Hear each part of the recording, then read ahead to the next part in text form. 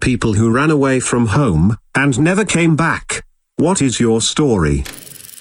The child, my partner and I were trying to adopt, ran away after we got her moved in with us and really set up. Turns out she just used us to get out of the group home and try to find her mom. My crazy ass never met second cousin, who'd been living on the streets as long as I can remember. We caught up to her, and unfortunately had already alerted Child Protection Service, so they put her back in the home. She ran from the twice, and successfully made it 96 miles away by hooking. Her own words, she was 12. They put her in a high-security home in Houston, ran from there and hasn't been seen since. Bullet dodged honestly. I'm glad y'all didn't have to deal with those shenanigans, but sad for the kid. Damn, sounds like a setup to a book. When I was a kid and used to want to run away from home, I would always tell me mom, well, if you want to run away, you'll need some clothes, she would say. She would pack my little play suitcase full of clothes. She would always pack in my favorite stuffed animal, and make me a lunch. She would kiss me goodbye, tell me she was going to miss me, and let me out of the house. Never made it past the driveway, would always burst into tears, thinking about life without my mom, and run back to her with a big hug. Couldn't even remember why I was mad at her. This is hilarious and heartwarming at the same time. I might do that to my future hypothetical kids, if they act the same way. My son tried that 3 times in one day a few weeks ago. He took off the first time, without his shoes, and headed towards Grandma's house around the corner. I walked with him, and we were only halfway there before he started crying, because I let him go, and he didn't want to leave without me. He was upset because he let the dog out, and the dog took off running. He helped me find dog and we went home. The second time, he made it to the front porch, still no shoes, and decided to come back.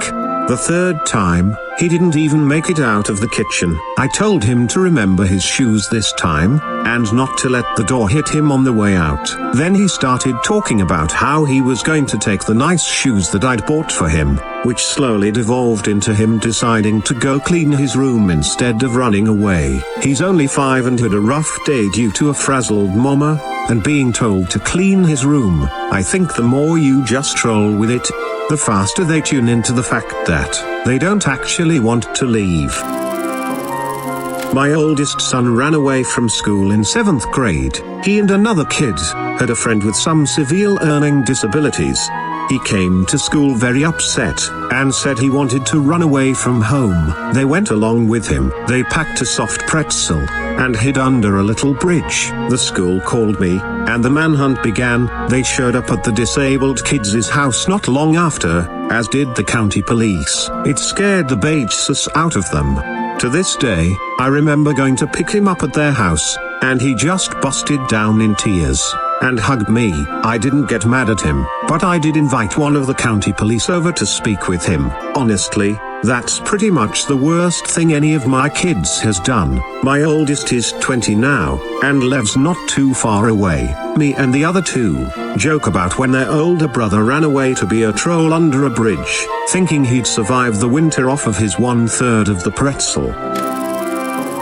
I ran away from home when I was 12. I'm bisexual and my mom was not supportive. I don't blame her now. Our relationship was already strained and I kind of just threw it in her face without talking to them about it. Before I left, my mom would get physical with me and pick my personality apart randomly. She also gave me no privacy and constantly looked through my things and phone. I'm very insecure and it wasn't helpful. After the police picked me up and brought me home, she was much softer with me. She took me to therapy and tried to understand me better. It really changed our whole relationship even though we are both still hotheads. I think it helped her raise my sisters better too. We are all close with our mother now and I don't think anything could separate us. This makes me really happy. I'm so glad you guys were able to repair your relationship. Smile. I am going to be as brief as possible here. My parents were shit and I was constantly back and forth between them as a kid, as well as sent to live with other family members from time to time. When I was 11, my mum was married to a very abusive man and she lost custody of her kids. I was sent to live with my dad and actually didn't hear from or speak to my mom for years. Eventually she popped back into my life and tried to get custody. At the time, my grandmother, on her side, who I was very close to, was dying of cancer. My father was absolutely against me even seeing my mother, understandably. But I saw it as the only way to be with my dying grandmother. It was all a big mess that came to a head when my dad took me to a doctor for medication to treat my depression. Side note, I was not depressed, but later learned he thought the court wouldn't think about moving me if they thought I wasn't stable. Not sure if there's any truth to that. I denied it all to the doctor, but he gave my dad samples of something and my dad later force-fed them to me. I woke up the next morning to find my alarm for school removed from my room and my door locked from the outside. Not sure what was going through my dad's head and I've never asked him. But I realized pretty quickly he had lost his damn mind. I put on a movie really loud, packed my school bag, and climbed out the window. I walked past the first few houses slowly as not to draw attention, but I was sure the entire time I'd get caught and I don't know what I would have said. Eventually broke out into a sprint and never went back. I stayed at my friend's house for a while until my mom found me and I moved back in with her. I couldn't enroll in school where my mom was because my dad never unenrolled me from the school I left. So I had a semester of homeschooling before they eventually accepted my unusual circumstances. My grandmother died a couple months after I moved in with my mom. But because I was not in school, I did spend a lot of quality time with her before she passed. I didn't hear from my dad until he found me on Facebook as an adult and told me he attended my high school graduation and was very proud of me. When I was between 4 and 6, my dad threatening to take me in the middle of the night and use as collateral to punish, blackmail mom. He used to just come home from work at whatever time or not go in, pick me up and take me over to his drunk-ass family's house. Told my mother at one point, you could be in the shower, and I'll just walk right in and take her, and I have every right to do that. I'm her father, after all. And what are you gonna do about it? Call the cops? By the time you get out of the John, I'll be halfway clear to Connecticut. I knew I wasn't safe even at my grandmother's house, so I packed up a little bag with some snacks and a first aid kit and other survival things, a bear for company, and tried to run away. Where I was going I didn't know or care. I just didn't want to have to live under that threat every day, that my dad was just going to up and grab me and drive clear away across state lines and I would never see my mom again. I tried to run away to the beach once, hoping to swim away to an island or something, anything to get away. Needless to say, I only made it as far as the corner convenience store because, well, 4-6-year-old legs don't travel all that well. This is why I'm a misanthrope who hates people and wishes we could have eugenics policy enforced by Fiat today. This is the very condensed version of my story. I was 16, just weeks away from turning 17. I had a boy that promised I could move in with his family, and after a particularly difficult night at home I packed a trash bag of things and left. Only, it turned out that the boy's family wasn't okay with me living with them, so we lived in his bright red Jeep Liberty. I started working a minimum wage job and had this dream of getting our own place, and getting married. Only it turned out that minimum wage, 13 hours a week, doesn't cover much in food, let alone an apartment. I made budget after budget only for him to blow through it. I hardly ate on most days. After a month or two, an old friend's mum called me out of the blue and told me to come to her place. She wanted me to live with her. Her only conditions? I couldn't get pregnant and I had to pay some amount of rent. Okay, fine. The boy moved back in with his parents. He would drive me to work on the days that I worked and I had a plan to go back to school. Then I found out I was pregnant. I was 2 months along and I knew I wanted to place the baby for adoption. So I quietly moved out of the apartment without letting the friend's mum know, because I was so ashamed of getting myself pregnant.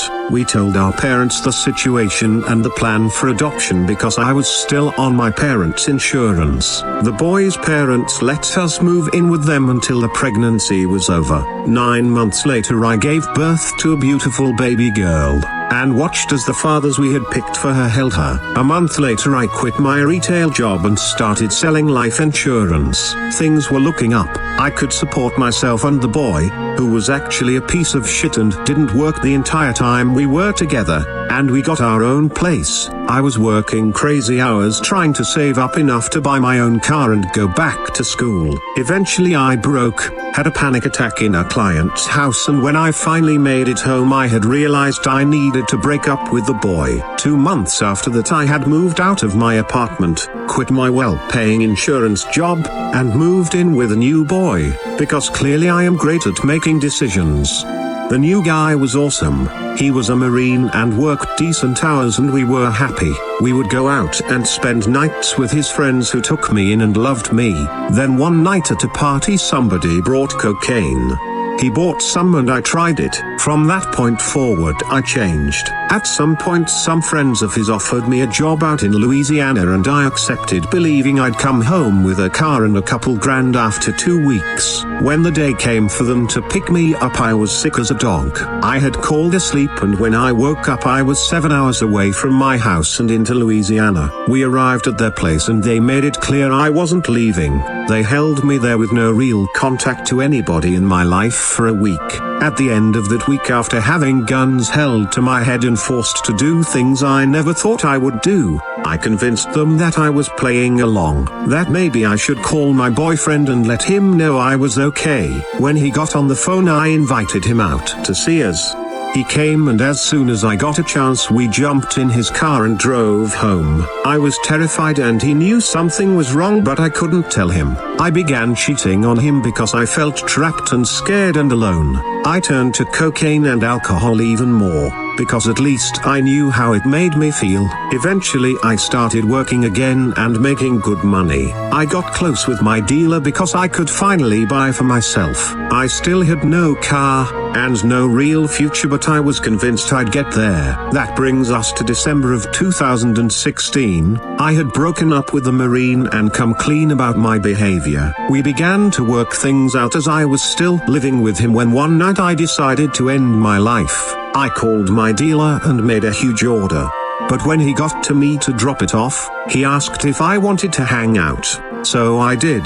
That was the start to a 4-day binge. Then Christmas came. I called my mom and asked if I could come home for the holiday. I was coming down from a great weekend and wanted to try and reunite with my family.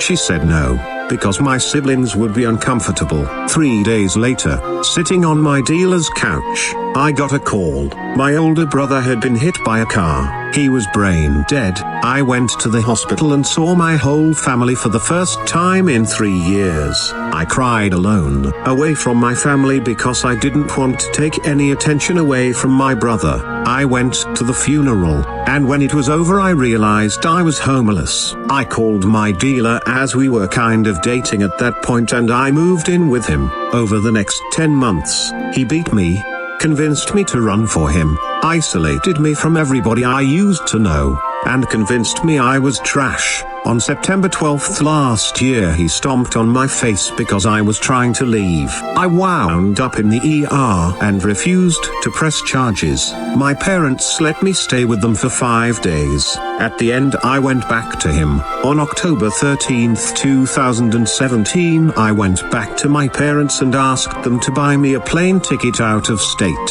An old family friend had offered me a place to stay. Saturday, October 14th I arrived and was greeted with open arms. I got sober that day. I've been sober for the last 6 months. I got my GED. I started working 2 jobs and got a car. I am working on myself every day. I found a great church and through it an amazing group of friends. For the first time in my life I see a future that isn't filled with pain and threats of death. I am finally learning to let myself be happy. I'm moving forwards. I have my first public speaking gig which will hopefully translate to more in the near future, and I plan on going to school in the spring. Long story short, 3 years ago I ran away from home. I made some really good choices and then made exclusively bad choices. I was hurt and let myself be a victim.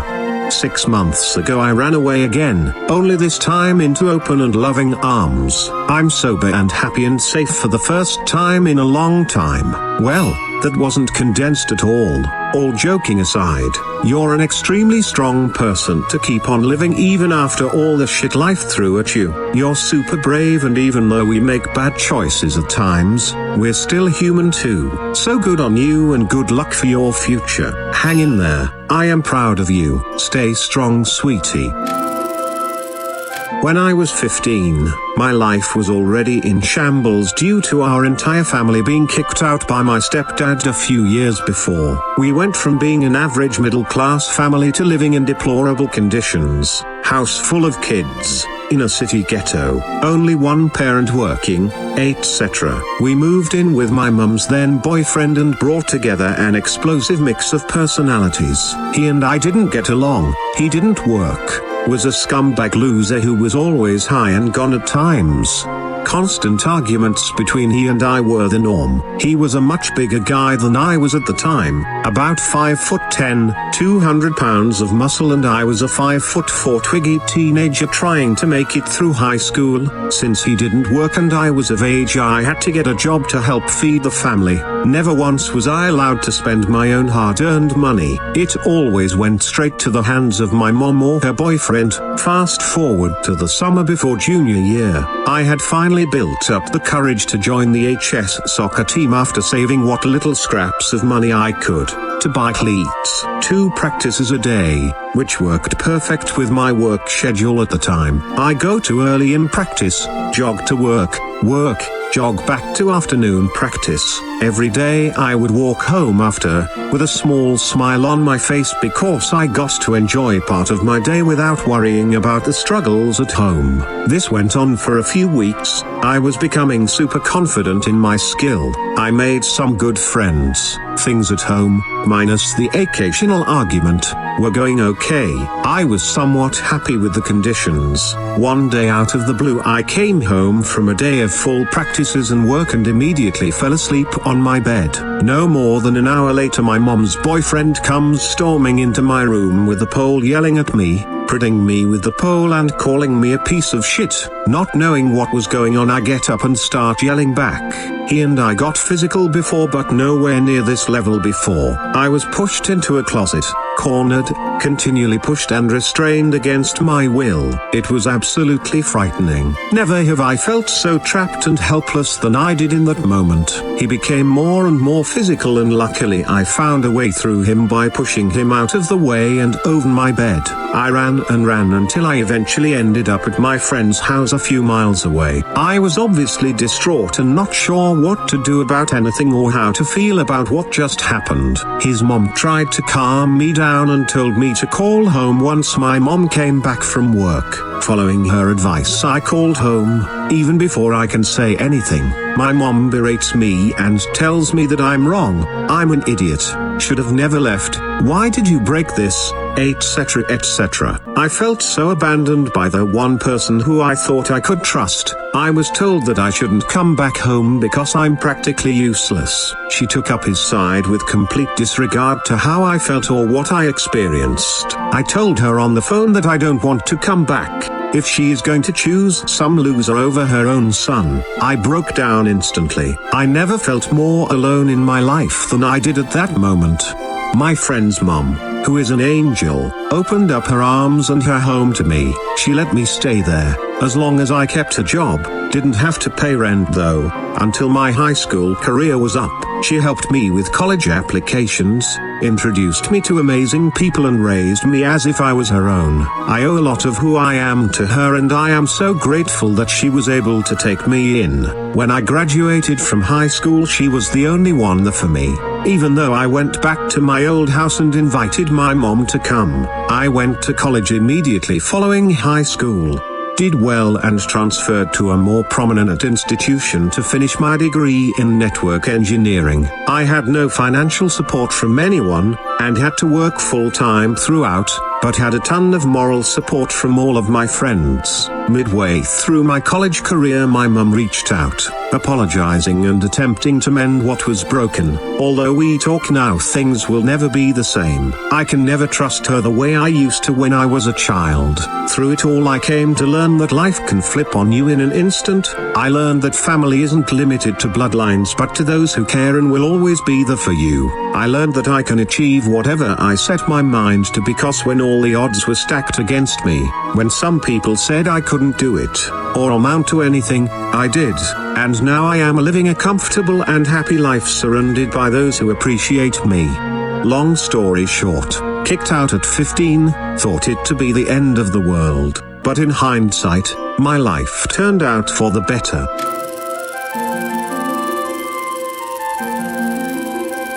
With that out of the way, don't forget to subscribe and hit the bell icon if you want more content to keep appearing in your subscription box. Thanks for watching, and until next time.